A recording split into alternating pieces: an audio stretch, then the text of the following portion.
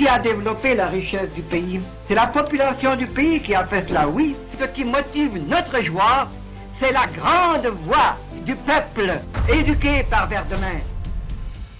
Nous sommes très heureux de vous recevoir ce matin au plateau pour vous poser certaines questions, surtout sur la nouvelle approche, la démocratie économique.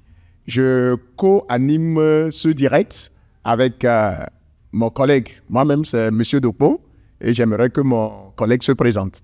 C'est M. Kidia. Merci. Merci à tout le monde. Maintenant, M. Larrey, nous nous tournons vers vous.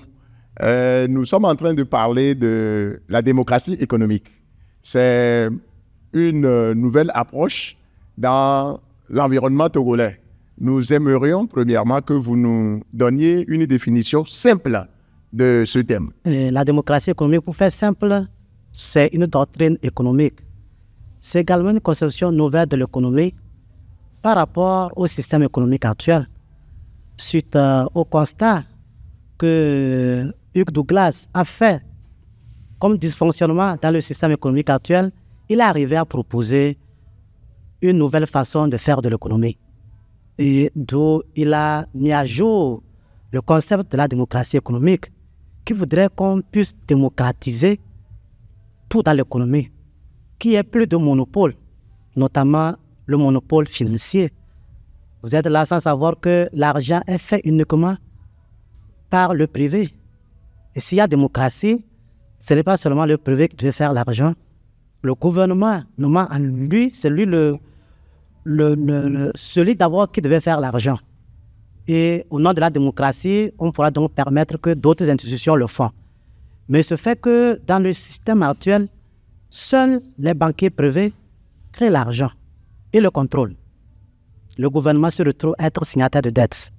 Donc, avec le concept de la démocratie économique, il faut démocratiser la création de l'argent, de sorte que le gouvernement, qui en est le garant, crée aussi et contrôle la masse monétaire pour que l'argent ne manque plus aux citoyens, l'argent ne manque pas pour le développement. Voilà en quelques mots ce que je peux dire sur le concept de la démocratie économique. Merci, merci. Et maintenant, une deuxième question, avant peut-être de donner la parole à mon collègue. Est-ce que vous pouvez nous faire la genèse de cette nouvelle approche, la démocratie économique? Merci beaucoup. La démocratie économique comme concept a vu le jour en 1917, mais a été publié pour la première fois en 1918 par Hugh Douglas, qui est un ingénieur écossais de grand talent, un mathématicien hors pair, qui, après donc avoir constaté tout le dysfonctionnement du système économique actuel, et comme je le disais, est arrivé à proposer cette lumineuse solution qui va sauver tous les pays des dettes, qui va sauver donc la planète de l'endettement, de la pauvreté, des taxes, du chômage et tout. Et nous sommes en Afrique, précisément au Togo, d'où nous est venu ce message. Est-ce que c'est de l'Écosse? Non, le message nous est venu du Canada. Parce que là, dans les années 30, nous étions en pleine crise. Quand je dis nous, en tant qu'humanité, nous avons connu ce qu'on appelle la crise économique de 1929. Et là, tout le monde se cherchait. On n'a pas compris pourquoi l'argent a disparu de la circulation comme ça. Qu'est-ce qui s'est bien passé? Et donc, les gens cherchaient à comprendre. On ne comprenait rien. Et donc, un jour, Louis Even a trouvé un bouquin qu'il a pu traduire après, le régime de dette à la prospérité. Donc, il a lu ce bouquin et découvre les propositions de Douglas qui sont contenues dans un concept appelé crédit social ou démocratie économique. Et c'est là il s'est dit, tiens, une très belle solution face à la crise actuelle doit être connue. Et déclare, c'est une lumière sur mon chemin. Il s'est vraiment mis à l'œuvre. Donc, c'est de Louis Even, l'œuvre nous est venue, ou le concept nous est venu, parce que voilà, il s'en est mis en tant qu'apôtre. Il a quitté même son emploi et il s'est mis au service de la propagation de cette nouvelle pour que voilà, l'humanité sorte de la crise économique de 1929. Et il a mis en place un mouvement, Pèlerin de Saint-Michel. Il a créé ensuite l'Institut Louis Even pour la justice sociale, afin que véritablement l'humanité puisse découvrir cette solution qui fera du bien à tous met du mal à personne. Et donc, c'est du Canada que l'œuvre est arrivée en Afrique. Voilà ce que je peux dire par rapport à la genèse de l'œuvre. Quels seraient les fondements, ou bien quels sont les fondements de la démocratie économique? Merci beaucoup. Comme toute doctrine, la démocratie économique a des principes sur lesquels elle se base. Et si elle veut être appliquée, ces principes doivent être scrupuleusement respectés pour qu'on parle véritablement de démocratie économique. Ces principes se résument en 3. Le premier, c'est l'argent dette, sans dette. L'argent créé sans dette. Cela suppose une souveraineté monétaire. L'État politiquement indépendant crée un organe national qui se charge du contrôle de la création d'argent et qui mettra cet argent entre les mains du gouvernement pour les besoins socio-collectifs, ou même cet argent peut être mis directement entre les mains d'une entreprise pour réaliser une œuvre pour la collectivité. Ceci sans intérêt. Et le deuxième principe, c'est ce que nous appelons le dividende social à tous, c'est-à-dire un revenu minimum suffisant qu'on garantit à chaque citoyen au nom du fait qu'il est citoyen. Parce que vous n'êtes pas sans savoir que les richesses d'un pays appartiennent au même degré à tous les citoyens. Qu'on soit petit ou grand, illettré ou lettré, qu'on soit esclave ou maître, vous êtes aussi copropriétaire des richesses de la nation. Et par rapport à ce titre, voilà, il doit avoir un revenu qui soit garanti à chacun, comme ça part des richesses de la nation. Donc cela indépendamment du travail qu'on fait. Le travailleur recevra son salaire, puisque l'ouvrier mérite son salaire, plus ce qu'il reçoit à titre de citoyen. Et là, ce dividende-là, à tous vient régler le problème de prix sur le marché, le problème de pouvoir d'achat, c'est-à-dire le moyen d'achat qui est l'argent entre les mains des citoyens. Aujourd'hui, ça manque. Et ça manque de façon chronique. Donc, avec le dividende social à tous, que la démocratie économique propose en deuxième principe, vous allez voir que voilà, tout le monde, à la fin du mois, reçoit du gouvernement de l'argent. Mais cet argent, les gens peuvent dire, voilà, ça peut faire des paresseux. Cet argent serait donné en fonction de notre production. Concrètement, si nous avons produit plus, le dividende cette année va être gros. L'année prochaine, on a produit moins, le dividende diminue. Donc l'argent serait toujours en rapport avec la production, de sorte qu'il n'y ait pas plus d'argent en circulation. Ce qui peut faire donc déprécier l'argent. Donc, avec ça, finit le chômage. Avec ça, finit les méventes. Avec ça, finit tous les vies sociaux liés au manque d'argent. Et véritablement, on serait dans une société de paix. Parce que chacun se sent justifié. Chacun se sent membre de la société qui a des richesses communes. On parlerait donc du bien commun, donc le bien commun partagé à tous, de façon équitable. Mais le dividende social, lui, doit être donné le même montant à tous. Voilà. Le troisième et dernier principe, c'est ce que nous appelons, un terme un peu technique, l'escompte compensé. L'escompte, c'est une diminution. Donc, le gouvernement peut décréter pour les 6 mois à venir une diminution de 25% sur tous les articles mis en vente dans le pays. De sorte que le consommateur paie 75% du prix au lieu de 100%. Maintenant, mais le commerçant, lui, doit récupérer les 100%. Donc, le commerçant ira se faire compenser. Le système est tel que ça serait aussi très simple. Aujourd'hui, on a avec la technologie, le progrès de l'informatique, ça serait très très simple. Le commerçant se fera compenser des 25% qu'il perd sur chaque article vendu. Par l'État, compensé par l'État. Par l'État, évidemment. Auprès donc de l'institution qui se charge donc du mécanisme monétaire. Et là, la démocratie économique est bâtie. Mais comme conception nouvelle de l'économie, la démocratie vise ceci. La démocratie économique vise que les biens produits puissent aller à tous les consommateurs. Donc, sans cela, il faut garantir à chaque citoyen un minimum d'argent pour qu'on puisse acheter ce qui est vendu, ne serait-ce qu'à satisfaire les besoins basiques, tels que se nourrir, se loger, se soigner, et s'instruire. Voilà. Si j'aurais encore d'autres questions, c'est de savoir sur les bases de l'économie ou bien de la démocratie économique, si seulement tout citoyen a des de quotas, de sommes chaque fin du mois, les enfants n'auront pas ce qu'on appelle la dépendance économique vis-à-vis, ou bien les parents n'auront plus l'influence sur les enfants. C'est-à-dire, autrement dit, les parents ne vont pas perdre leur pouvoir sur les enfants. Je crois que c'est dans ce système que l'autorité parentale a été assez érodée. Du moment où les parents n'arrivent pas à assumer leurs responsabilités et que les enfants ne trouvent pas leurs besoins élémentaires satisfaits. Mais du moment où les parents sont là, certes, et que l'État, au nom du fait que l'enfant aussi est citoyen, donne les moyens à l'enfant, leur donne les moyens, et ces enfants-là, l'éducation permettra à ce qu'ils sachent qu'ils sont d'abord citoyens, je suis d'accord, mais ils appartiennent aussi à un père, à une mère, à qui ils doivent obéissance. Donc, l'éducation ne va pas disparaître. L'enseignant aura toujours sa place. L'éducation maternelle aura sa place. L'éducation parentale aura sa place. Et l'éducation va être mieux suivie, mieux comprise, parce que là, on ne se soumet plus parce que je reçois. Là, on va avoir des citoyens justes qui raisonnent en tant que des gens qui sont purs dans le cœur, pas des hypocrites.